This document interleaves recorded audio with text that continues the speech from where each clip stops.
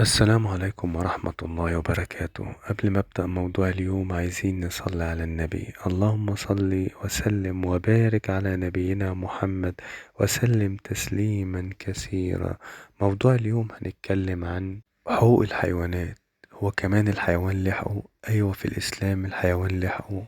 قال رسول الله صلى الله عليه وسلم: اركبوا هذه الدواب أو دعوها سالمة ولا تتخذوها كراسي. وهنا بيعلمنا الرسول عليه الصلاة والسلام إن الحيوان برضه ليه حقوق. حقوقه إن أنت تحافظ عليه، مش إن أنت تقعد عليه وتاخده زي الكرسي تفضل قاعد وهو واقف. ممكن إن أنت تستخدمه في شغلك عادي، يمشي يحمل أثقال كل حاجة، بس في خلال الشغل مش تفضل حتى عليه الحمل وسايبه عليه وهو يفضل واقف.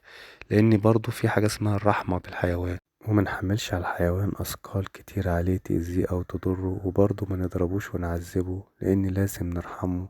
ارحموا من في الأرض يرحمكم من في السماء. اللهم اغفر لنا ذنوبنا وإسرافنا في أمرنا.